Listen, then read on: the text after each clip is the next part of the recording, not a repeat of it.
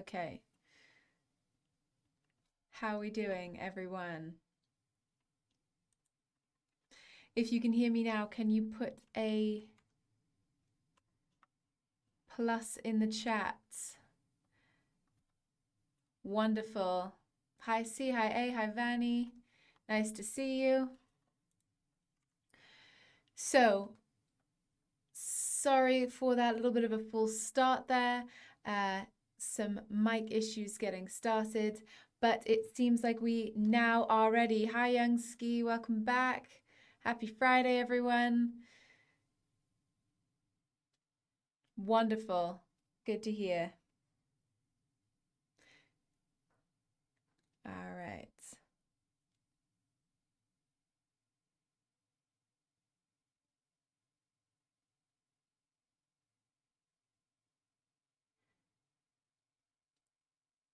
Vanny, happy Friday. I'm good. How are you guys doing? Good summer? It's nice and hot today. Proper summer August day. Alrighty, let's get started. So I imagine we might have a couple more people joining us in a minute or two, but let's get started with the people who are here and on time. So this is lesson 2 of your Key Stage 5 summer school. Hope that you left last lesson with a couple of things to think about, a couple of things to digest, maybe a new book that you're interested in looking at. We will be continuing with 1,000 Splendid Suns today. And then moving on to drama and poetry, so that you get a taste of all the different parts of the A-level spectrum and specification. Little reminder, I'm Eleanor. I'm one of the English teachers at my EdSpace, and I not only teach the Key Stage 5 summer school, but also teach the Key Stage 5 course, in which we will be doing not only one specific specification for A level, but we'll actually be covering the most common texts. So you'll be able to think about it as kind of a supplement to whatever it is you're studying. And as we said last lesson, it will be something that's really helpful for you, because you won't necessarily get all of the information that you need to do well in A level in the class itself, in the 4 or 5 hours you have across a week in your lesson. So this will be an excellent supplement for you. So just to get us back in and locked in to start, these are a couple of review questions. Can you take a minute just to pop into the chat your answers? Doesn't have to be full sentences, just to get our brains really thinking and back on the same page that they were on Monday. Let's pop our answers straight into the chat. Nice to see everyone saying hi. Such a positive group we've got today. It must be that Friday energy. Right, so question 1. One difference between GCSE, English Lit, and A-level. Hit me with some of these ideas. After that, and you of course don't have to do these in order particularly either, author of 1,000 Splendid Suns. And one theme that appears, we covered quite a lot. There was a big mind map of ideas there in the mind map we had on Monday. A-level is broader analysis. Absolutely it is. So not just single line analysis, but patterns across the text. Good. Let's see some more answers, please, everyone. Pop them straight into the chat. If you finish those first couple, then keep putting them in, and then we'll get to the further answers. You don't have to type all of them up all at once. I also am looking for the protagonist of 1,000 Splendid Suns. Interested to see what answers there, and then some predictions about Mariam's life. So we're going to look at a couple of extracts from Mariam's life and see how she got on after the childhood that she came up with, and see how any of that characterization, any of that upbringing influenced her trajectory across the novel. A leading the board here for these answers so far. Let's pop some more into the chat, please, everyone. Just to review, we definitely got the answer for the first one. Broader analysis, yes. More independent analysis as well. More reading, more writing, more everything in A level. For question 2, because I think we're a little bit shy today, or maybe there's just a little bit of a lag between me and the chat. Author of Thousand Splendid Suns, Khaled Hosseini, as you can see up here. Khaled Hosseini, probably one of the most popular contemporary writers, hailed as a unique voice, and sort of at the time of publication, an unusual narrative to portray, very much in contrast to the Western zeitgeist in the aftermath of 9/11, for example, where America, and particularly the American audience that this was published for first, had very strong and narrow view of what broadly the Middle East looked like and was like, and more specifically Afghanistan and how that was presented. Ananya, hello, welcome. Some themes: female friendship, empowerment, resilience, gender relations, oppression, corrupting influence of power, shame, and reputation.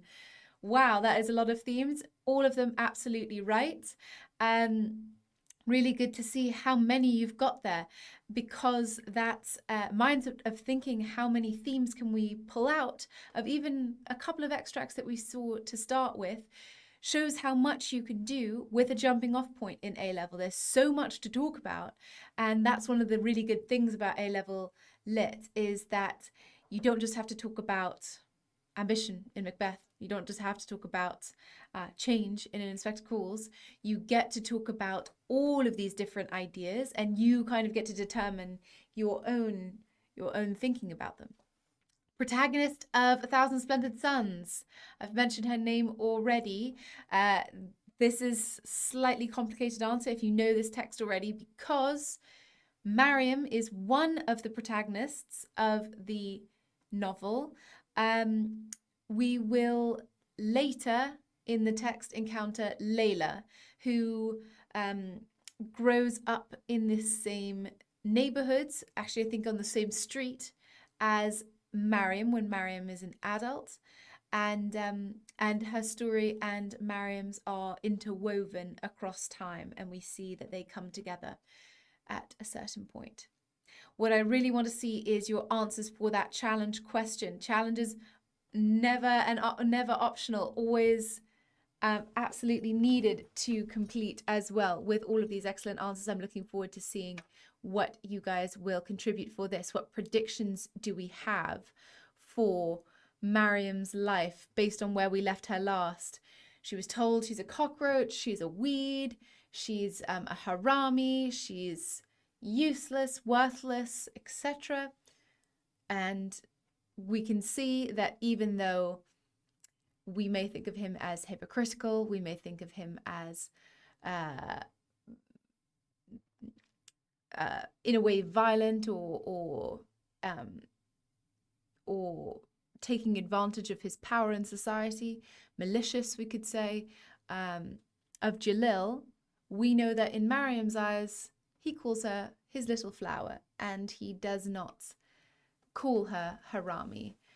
So, yeah, I know. It's really cool text. I really encourage you, if it's not on your specification this year, that you read it in your own time. You will whip through it. It is such a good read. That Mariam will leave the Kolba and get to decide her own life. Interesting. That does sound like something that she might be driven towards or pushed away from Nana eventually. We'll have to see. Any others? Any other ideas? See, any ideas? Ananya, any ideas? Young Ski, any ideas? What else? What's going to happen to Mariam?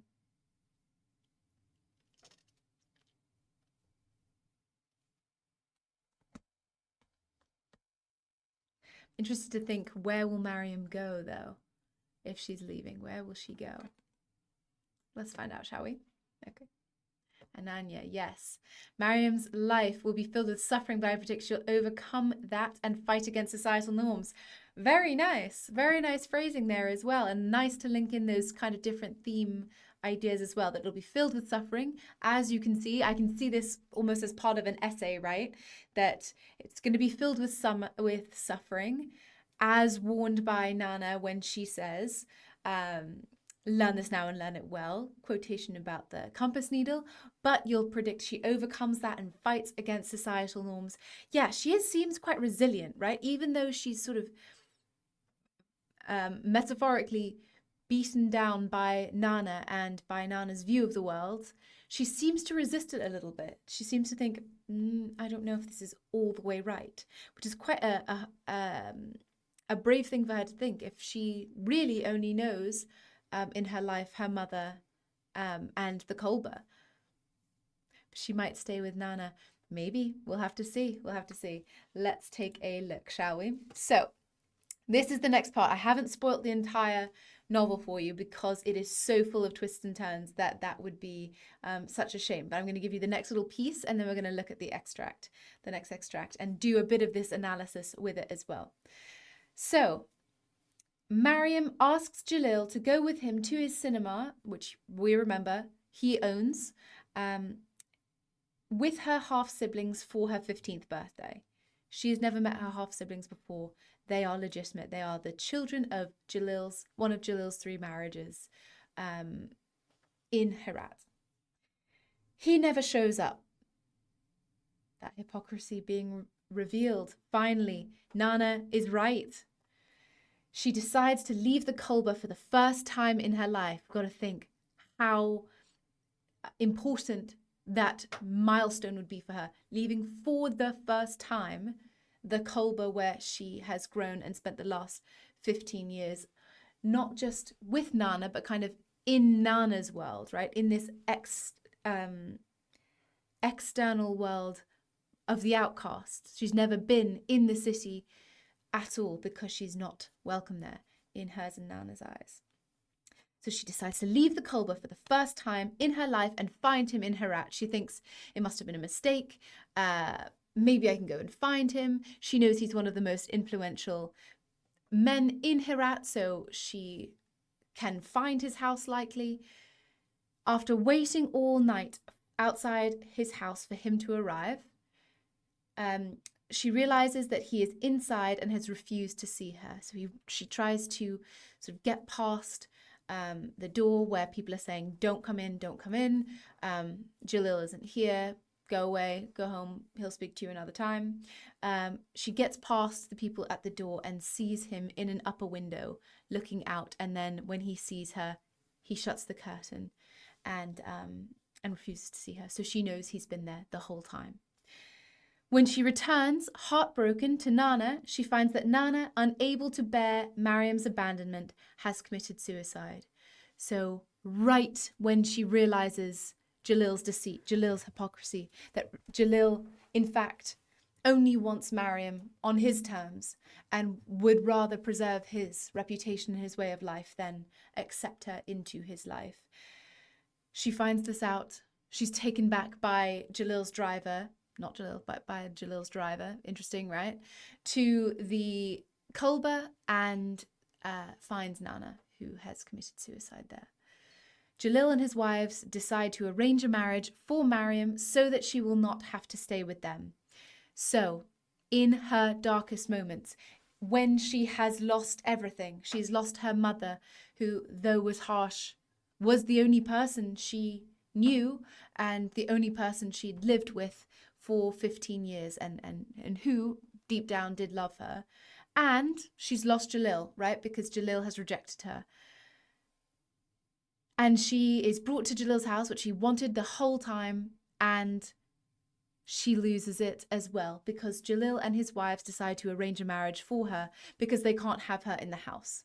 That's not acceptable, to have this illegitimate half-sibling of Jalil's legitimate children, this kind of mark, remember, the living, breathing embodiment of their shame in the house with them, contributing to this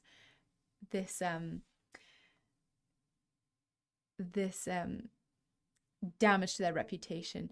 I know, so sad. Such a devastating portrayal, and I'm glossing over even some of the details there that are just heartbreaking, so that it's not spoilt for you and you can read. This is only in the first few chapters, so don't worry, there is so much action yet to see. Yes, so she's essentially married off to someone who does not live in Herat, who lives in Kabul, which is all the way across the country. And the idea is she won't come back. She will be sent that way with someone who will take care of her, who will marry her. She's 15, remember? So very young, not illegal to be married at this time, but certainly young. And she's going to meet her husband here. And Nanya saying, it's ironic that Mariam adores Jalil despite him only visiting her once a week and keeping her a secret. Yes, exactly. That kind of idealization that she does, that he's able to encourage, he's able to sort of enjoy and revel in. He thinks he's a really good guy because he's coming to visit his daughter, or give her little gifts, or teach her, but it's all on his terms. It's all from a distance, both literally and figuratively, right? The kolba can be considered a symbol of that distance, right? Herat and the kolba as the two settings at the beginning of the novel symbolically show the distance between these two rungs of society, right? And yes, while Nana often calls Mariam a harami, actually might care for her more. Indeed, yeah, think about... and this is what happens later in the text, in fact. Mariam kind of clocks this for herself later, that, and too late really, that Nana really didn't have to live with this shame, right? She could have given the baby away, could have, as she says, chucked the baby in a gutter or something and run away and not had to deal with the shame, not just of being someone who committed adultery, but someone who has to bear the physical proof of that adultery continuously for the rest of her life, is defined by that. So she chooses Mariam, and she chooses to live with Mariam rather than to sort of disappear into somewhere else in society and to escape that stigma. Yeah, so we really do find that the things have switched, and it's such an abrupt switch, isn't it? And the juxtaposition at the beginning that we read last lesson, really the harshness, the definitive two sides of that portrayal, the fact that they flip so severely is really something interesting in this text. We're going to see what that looks like with the other characters in the text as well, and it really does continue across the text. Let's take a look at Mariam's husband, shall we? If you have any ideas that come to you as we read, feel free to keep adding them into the chat. I would love to hear your thoughts on this as well. So this is an extract here. Like with last lesson, I'm going to read it and then give you a moment just to pop anything in the chat that you think is interesting or bears talking about together, bears discussing, bears analysing, carries weight, symbolic or otherwise, in the text. And once I've read it through once, I will give you a moment and just annotate some places that I would like to look at before we carry on there. Ooh, and we can see it's, apologies for a second, the text box is scooted down just a little bit, so I'm going to scooch it over so that you can see slightly better. Okay, there we go. So I'm going to read. You just jot down what stands out to you. This is in your workbook as well, so you should be able to highlight, underline along with me. Mariam smelled him before she saw him. Bad start, right?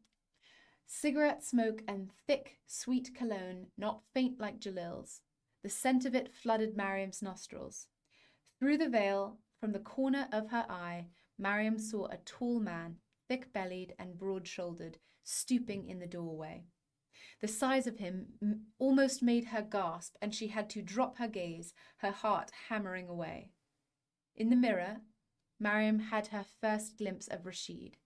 The big, square, ruddy face, the hooked nose, the flushed cheeks that gave the impression of sly cheerfulness, the watery, bloodshot eyes, the crowded teeth, the front two pushed together like a gabled roof, the impossibly low hairline, barely 2 finger widths above the bushy eyebrows, the wall of thick, coarse, salt and pepper hair. Their gazes briefly met in the glass and slid away. This is the face of my husband, Mariam thought. They exchanged the thin gold bands that Rashid fished from his coat pocket. His nails were yellow-brown, like the inside of a rotting apple, and some of the tips were curling, lifting. Mariam's hands shook when she tried to slip the band onto his finger, and Rashid had to help her. Her own band was a little tight, but Rashid had no trouble forcing it over her knuckles. I can see already A popping into the chat. She might not have had that much contact with men. Yeah, she's only really encountered Jalil and her teacher, Mullah Faizullah, who we didn't get a chance to meet, but is her teacher. So that man she marries must be really scary. Yeah, absolutely. And there is so much here as to why we also feel nervous, anxious, apprehensive about what Mariam's husband and relationship is going to be like. But A, as well, you put, she just accepted it. Yeah. When she is told that she's going to be marrying Rashid, it's already a done deal. And she tries to say, I don't want to do that. I want to go back to the Kolba. I can live on my own. I can live with Mullah Faizullah, who's her teacher, who lives near her, near the Kolba. And they said, no way. This is what you're doing. This is your decision. The wives of Jalil, the 3 wives, are telling her this. And she looks to Jalil and he says, Mariam, don't do this to me. And then she just accepts it. Because, again, we don't have the same power dynamic between the two. There is not, there's not the same equality of choice here. There's not the same autonomy. Mariam has no power, right? We said that she's a subaltern. She's someone who is powerless in all forms of society, in all realms of power. I'm seeing some more people popping into the chat. Yeah, could be foreshadowing that he might be abusive. Let's look at some places where that might be the case. I'm interested to see where you think those quotations are coming from.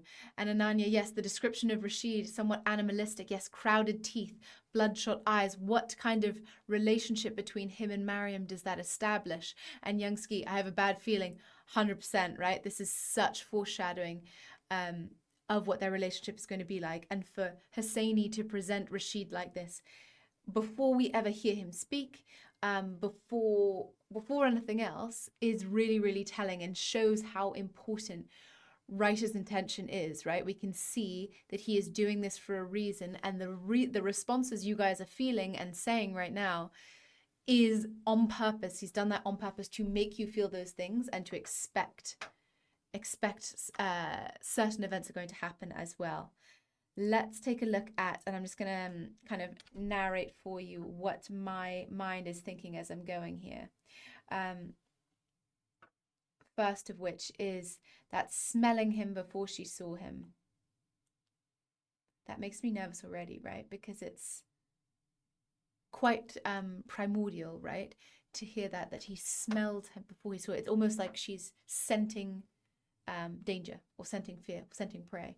And it's not like lovely flowers and or sandalwood or anything nice that he's being described as smelling like, but cigarette smoke and thick sweet cologne. And we all probably know something of what that smells like, right? That like sickly sweet, overpowering smell. I'm not going to drop any brands into that description, but I'm sure you can also think that it's quite an overpowering smell, right? We're imagining that it's almost a choking kind of sensation, isn't it? Of that, it's like covering your nose and mouth in the smell. Yeah, and Anya, their relationship might be imbalanced, oppressive. Yes, even immediately, right? In this smell, it might be oppressive. Yeah, because the smell of him even is oppressive. It's overwhelming, overpowering, and almost suffocating, right? That smell of cigarette smokes and thick, you're like recoiling from that. And if she can smell him before she sees him, this is her first impression of him, is of something sort of to recoil, something that smells unpleasant and overwhelming. And an immediate contrast as well, not faint like Jalil's. So Jalil's sophistication, his softness, there's none of that kind of superficial layer or veneer to Jalil, that even though he was revealed to be a hypocritical, a disloyal, an unkind character, there was that veneer that allowed him to avoid or to escape that kind of judgment for a long time. Whereas here, there's no veneer. It's immediately who Rashid is. Notice as well, the scent of it flooded Mariam's nostrils. So it's not that it found her nostrils. It's not that it sunk its way into her nostrils. It's flooded. Flood gives impressions of natural disasters, right? Of storms, of immediate and overwhelming, of damage, right? Of oppression. It's literally, it's almost like it's drowning her. So we had that sense of the smell being something that's recoiling, but it's also now taking over all of her senses, right? So it's the impression of him is oppressive, as Ananya said, absolutely. Then through the veil, I saw a tall man. Notice these ideas here: tall, thick-bellied, broad-shouldered. He's stooping in the doorway. The size of him almost made her gasp. Why is it important that he's presented as so big? There's 1, 2, 3, 4, 5 moments in those 2 lines where he's presented as physically big, broad shoulders, tall, stooping in the doorway, as in he's almost too big for the room itself. Why this? Do we reckon? Think about power here. About power. Exactly. And Ananya. So because she's so young, yes. So this power dynamic, Ananya as well, how he overpowers Mariam. Yes, not just because he's a man and she's a woman, but because of their physical sizes. She is a small 15-year-old girl alone in the world. He is a big, broad, powerful, middle-aged man. And it shows how he's going to be, or suggests he's going to be, quite a dominating character, right? And yes, immediately establishes this power dynamic, as Ananya is alluding to. Absolutely. And notice the effect. Almost made her gasp. And she had to drop her gaze, her heart hammering away. So it's like she's having an intrinsic reaction here, right? She's literally like a predator and prey dynamic here, which is a phrase that you can certainly use to describe their dynamic as predator and prey. And he is characterized as a predator here. And the effect on Mariam is one of a vulnerable, preyed upon animal who is completely powerless against this bigger and seemingly violent figure. We can see how, even though they don't say the word fear, it's clear that fear is here. In that heart hammering away, we have so much imagery here of the effect that this fear has on Mariam. One of the recent exam questions for this text was on fear. So this idea of the fact that Rashid, for Mariam, that men are presented as something to fear, and that women are cast in this role of being fearful, possibly rightly, based on this power dynamic in society and what is normalized in this society. Ananya, I can see you are absolutely killing it with these descriptions. Tall man, physical dominance, the power imbalance of the relationship, thick belly suggests greed. Yes, very good. This idea that he takes indulgence, someone who lives in comfort while others suffer. Absolutely. He is very much going to be revealed as a selfish character. And again, this idea of sort of gluttony or self-indulgence here that maybe even speaks to hypocrisy, right? That he is greedy while insisting on other people or lecturing other people about greed and selflessness. Absolutely here. It also introduces, as we're going to see in the next couple of lines, this theme of consumption, right? And I don't mean consumption like physical eating, even though it is described as like an effect of physical eating perhaps, but of power and consumption. So predators consuming their prey, taking over it, and being nourished by this prey, and then becoming more powerful as a result of their consumption. So literally the figure of prey being used to feed the powerful, and the powerful feeding on the vulnerability and even the bodies of the powerless, like Mariam. And then we see the mirror, and we could see this depiction, yes, of the first glimpse of Rashid. Again, we see size, this big, square, ruddy face. So ruddy means very pink-cheeked. Can be a sort of a blushing, can be sort of just the way some people's skin reacts to pressure or volatility, anger, fear, etc., heat. It also can be something that's a word associated with alcohol consumption as well. Either way, that kind of pink, it might suggest that he is quite an angry or volatile character, right? If his face is all ruddy and red, then we imagine already what we could see if he was angry, right? We're not being presented with him being a calm figure, but a sort of quite worked up red figure. The hooked nosed, the flushed cheeks, again, we're seeing that reddishness. So we're having this red imagery suggested permeating through this description, and it's almost like he's being associated with that color red. And if we think about red through color imagery, what else do we see with redness? We see violence, we see blood, we see power, we see anger, we see rage. Something to think about. This impression of sly cheerfulness, it's almost positive there, right? That cheerfulness, but sly, something tricky, something underhanded. It doesn't seem like he's coming in and telling jokes, right? It seems like he is sort of teasing or taunting, mocking, that kind of cheerfulness. The watery, bloodshot eyes. Ooh, again, red we're seeing with bloodshot and watery. Not, I don't think, imagine that he's crying here, but almost he's quite an intense figure, right? It seems very animalistic, as who was it? Was it Ananya who said animalistic? Whoops, sorry. Animalistic with the crowded teeth and the bloodshot eyes. He sounds like the Gruffalo, right? If you've read that story when you were little. And the front two teeth pushed together. So we have this sense of force in his face, right? There's redness. There's these crowded teeth, and they're pushing against each other. There's a harshness here, right?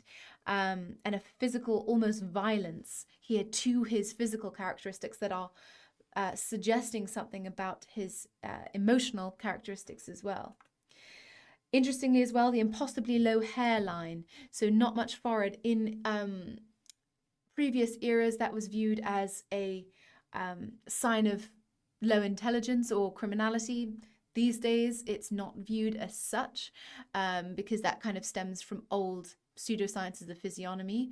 But it does seem like almost he is characterized using those old stereotypes, right? Of a low brow and quite an angry face. And even with that low hair, it's almost as if he's peering out under something at her. So only 2 finger widths above the bushy eyebrows, and again we have that kind of hairy beast-like presentation of him, and thick and coarse hair.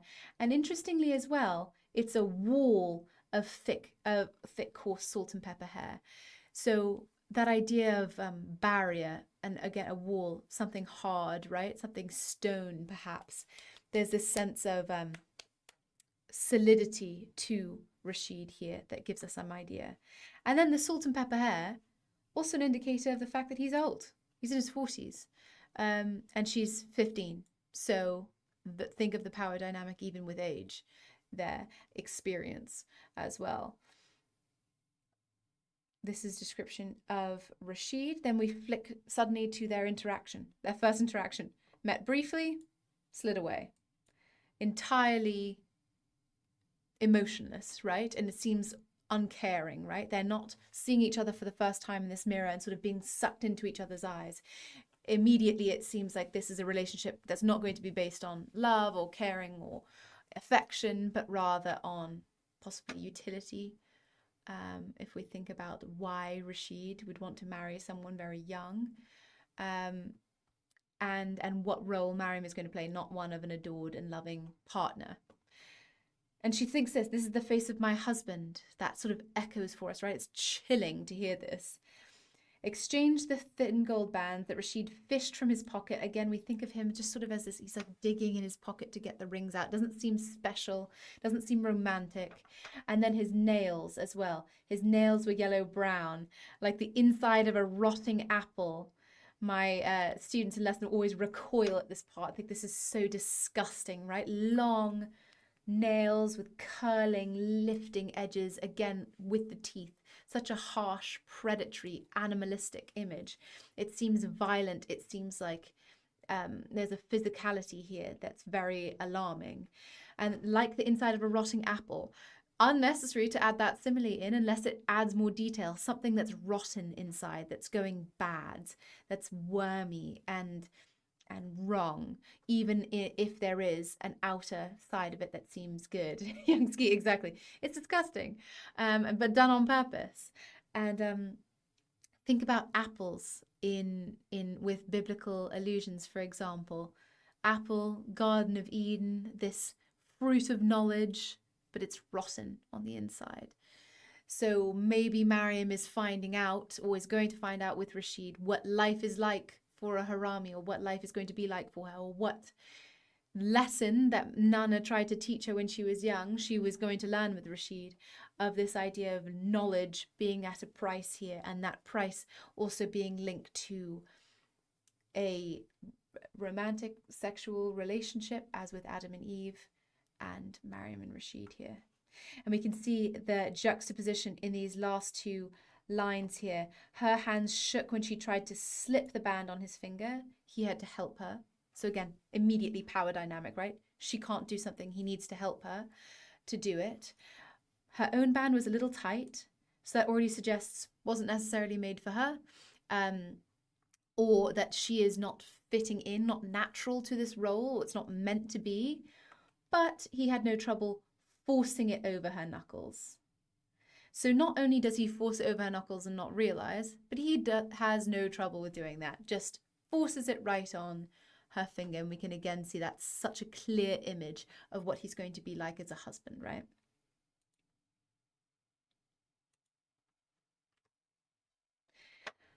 When he finally speaks to Mariam, this is how he is described.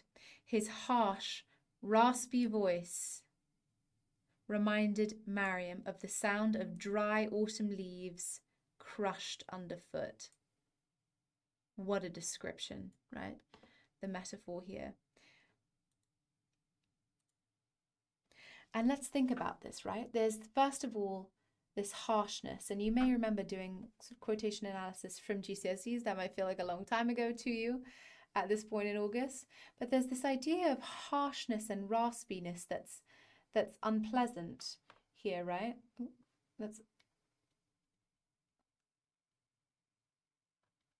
That suggests a violence here, perhaps, this harshness, an unforgiving nature. And with the raspy as well, it's quite brutal, isn't it? It's unpleasant, but also quite grating, right? Like it's something that's not nice to hear. Then we think about these dry autumn leaves, right? When autumn leaves are dry, that means that they're dead, right? And this idea of autumn in general, they're not dry summer leaves, for example, that have just been exposed to too much heat, but rather this idea of autumn and dying off, of the end of an era as these leaves finish, as a lack of nurture here. And perhaps this fact that Mariam, in hearing Rashid's voice, realizes that her life is going to be different now, right? And that this is something, her old life is finished. She's in the autumn of her old life. The Ananya, yes, so that harsh, raspy voice, you could absolutely say, actually this quote you could say is auditory imagery, definitely, because you can hear it, right? And that's for an effect, right? We can so clearly picture Rashid and thus get a really strong idea of what he is like. So similarly with GCSE, you don't want to just say that you can hear it so you can see him better, or like you get to know Rashid better, but more that he becomes a more physically dominating character to us as well. If we can see him better and hear him better, we are also being overpowered by his presentation, his characteristic. And what does that show us about who he is as a character and how he's going to be with Mariam? Notice as well these last two words, crushed underfoot. Who is doing this crushing?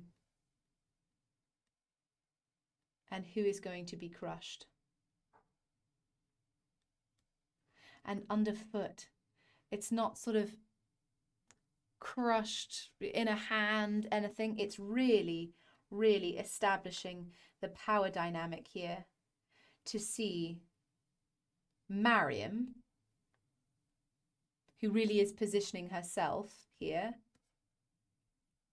as the dry autumn leaves, being crushed underfoot by Rashid,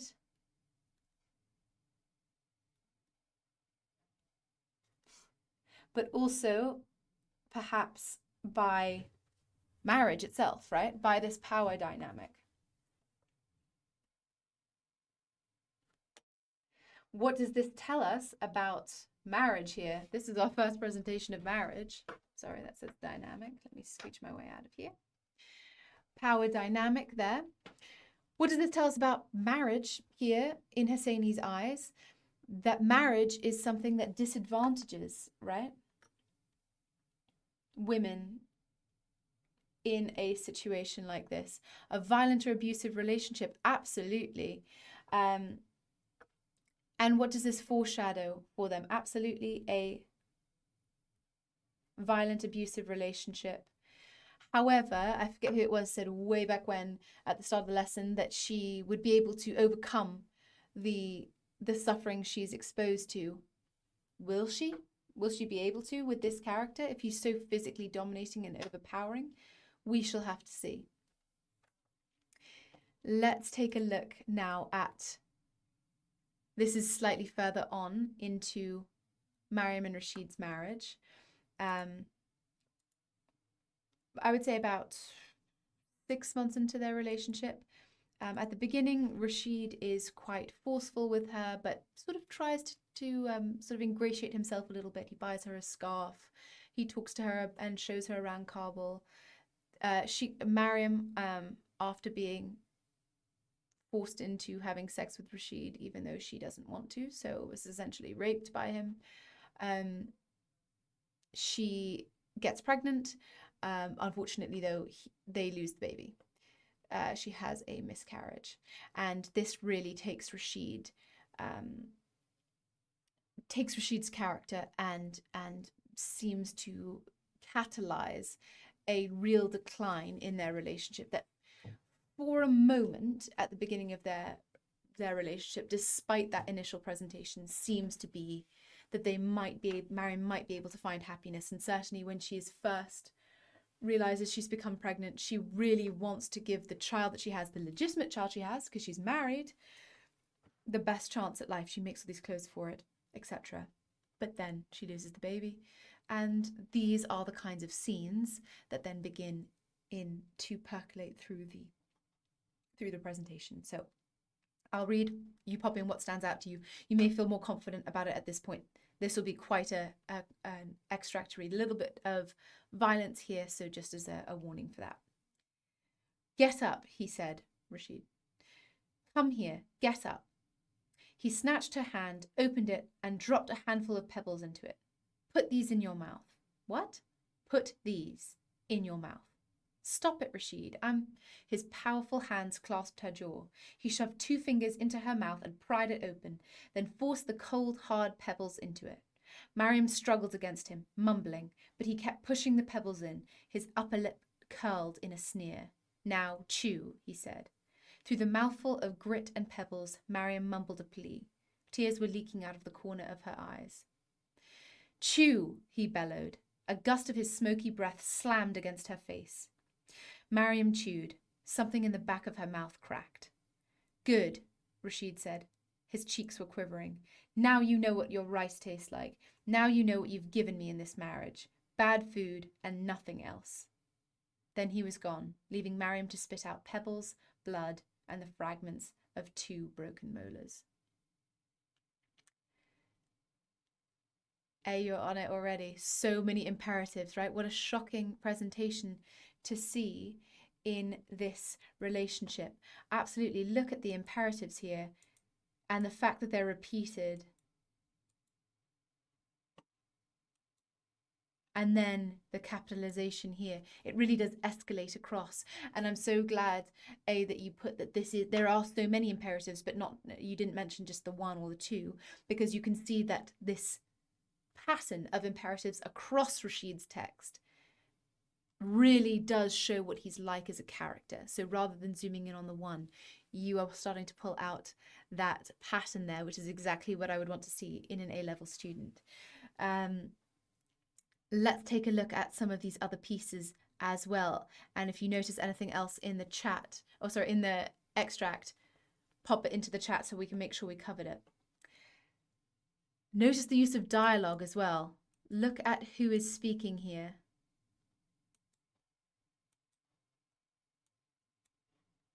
Compared to Mariam, who's here in this little what? Stop it, and that's it. So through the use of dialogue as well, which you can use as a structural device, through the use of dialogue, we can see the power dynamic between them, right? He is speaking, he is using imperatives, she is not speaking very much. And when she is either questioning, here, pleading. Yes, it's an imperative. I think we can interpret it slightly differently. Rather than imperatives to show command, power, control, violence, this is an imperative of desperation, right? Of plea, of begging, and being cut off, right? Later than that, all we can see is her mumbling a plea and mumbling here. We can't hear her after this. All we can hear is what's happening in her mouth. Something in the back of her mouth cracked. And then we can see the effect of that. And notice this, right? He is putting gravel in her mouth and forcing her to chew it. And we could absolutely look at the semantic field, you could say, or the pattern of violent language or the violent imagery. All of those you can say the same exact way. Look at how much violence there is in this extract. Pushing. And notice the immediacy of this. Exactly, he's so forceful he might be finding pleasure in hurting her. Yeah, I would say so. Because absolutely, curled in a sneer, right? It's almost like he's laughing at it. Absolutely, Youngski proves the dominance that was described earlier on. 100%. And the fact that he thinks this is good. He's bellowing. And even in the imagery, a gust of his smoky breath, we noticed that breath earlier, slammed against her face. So even though he didn't actually hit her, even the force of his breath, the force of his yell, slams into her face, right? So we've got this semantic field of violence, and then we have this final violent image here. Now, it's already shocking enough that he's forced her to chew gravel. It's already shocking enough that he's forced her to chew it and broken 2 of her teeth, and she can hear a crack. What we need to think about is how much more there is here, because he could have done a lot of things to be violent to her and reject her food and yell at her, right? He chose, or Hosseini chose to present him as forced to eat these and her teeth broken, and her left to spit out pebbles, blood, and 2 broken teeth. Symbolically, what could this mean? This could mean that symbolically he is silencing her, right? Because if she doesn't have teeth, she can't speak. And we can see that this compares and really aligns with the dialogue here. So we're seeing now patterns all linked together: violence, dialogue, imperatives, and symbolism, all building this same picture of the fact that in this relationship, Rashid silences Mariam. In this type of marriage, women are silenced by the violence of men. This now sounds like a certain critical quotation we looked at Monday, Adrian Rich, right? This, the terrain on which the patriarchy is erected, the woman's body. So Mariam's body has now been a victim of violence, has been subjected to violence in order to ensure Rashid's power stays on top. Okay.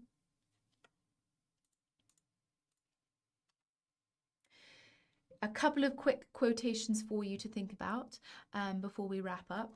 The first is that we can use not just Adrian Rich, but lots of critical ideas in our writing. And it's expected, I would say, about once a paragraph to include a critical quotation in, which means that you have to be really aware of critical quotations. You do have to memorize them in addition to all of the quotations you'd be memorizing from the text itself. She's presented as a subaltern. Now, this is from an article about A Thousand Splendid Suns that I suggest you might want to read the novel first before you read, because it'll spoil the ending for you. But a subaltern is someone who is fundamentally powerless. They're powerless financially, in terms of gender, in terms of sexuality, in terms of class, in terms of ethnicity, in terms of language, in terms of gender. How can we say that this is Mariam?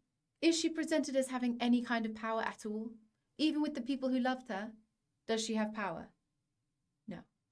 So if we are thinking about Mariam, particularly in this marriage, we can use this little tiny quotation that she is a subaltern. We can literally quote just subaltern in this line and build this into our analysis of Mariam by saying that all of these different ideas from this passage and from the presentation of Mariam and Rashid's relationship show her to be powerless, not just in this relationship, but in general. Why does he feel like he can treat her this way?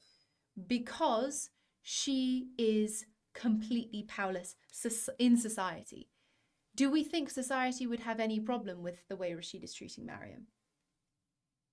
No, right? Because she doesn't matter to them. We've seen how the rest of society treats her. They expel her from society. They don't want anything to do with her. And if she does force her presence on them, she's rejected immediately and sent away to this violence. Another idea here, Cynthia Cockburn in Basharat Shamim's Living on the Edge. The power imbalance of gender relations in most, if not all societies, generates cultures of masculinity prone to violence. So they're saying the power imbalance that we can see in Rashid and Mariam generates cultures of masculinity prone to violence. So this becomes not just a microcosm of their relationship. Their relationship is not just itself, but is a microcosm for masculinity and violence in patriarchal societies, which currently most societies are. These gender relationships are a linking thread, a kind of fuse along which violence runs. This is interesting, right? Because if we're thinking that power imbalances engender violence of men against women, then this is a linking theme throughout. This starts from the beginning. In-laws swore blood would flow, didn't have the dill to sharpen his knife and do the honourable thing. Now we can see it here, and we will continue to see it across the text. But interesting as well, this idea that it's a kind of fuse, because what is a fuse? A fuse is something that gives light, energy, power. So gender relationships are a fuse along which violence runs. This also suggests, while talking about masculinity and violence, perhaps something about the response to it, right? That this continuous violence within patriarchal systems that becomes normalized as part of masculinity is going to create its own response, right? And people may rise up against it in order to resist this violence and thus to resist masculinity. We don't have time for a huge amount more, so I will very briefly link this to Afghanistan in the 20th century, in which multiple different countries were attempting to take over Afghanistan, and there were several instances of violence in which many citizens, particularly women and children, were harmed or used as, again, the terrain on which this war was fought, and culminated towards the end of the novel in A Thousand Splendid Suns, being written just finishing around 9/11. And this is what Hosseini says about the purpose of writing this novel. Although it's not my intention to educate people about Afghanistan, I do hope that in some ways this novel gives people a window into Afghanistan, especially into the difficult existence of Afghan women over the last 30 years.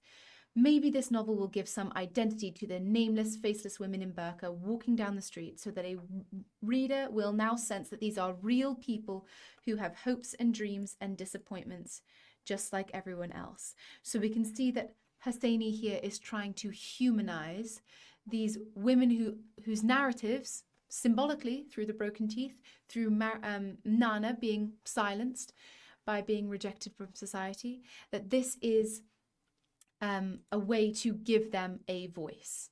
And what I want you to do in the last 15 seconds we have today before I need to jump to my next lesson, and you maybe need to as well, or you need to get started on your homework reflection or the rest of your Friday, is how likely are you to read this text? And I look forward to looking at another text with you next week, but do let me know what you think of this text.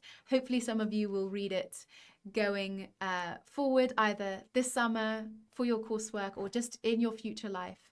And I look forward to seeing you on Monday. Put your answers in the chat and I will see you on Monday. Bye.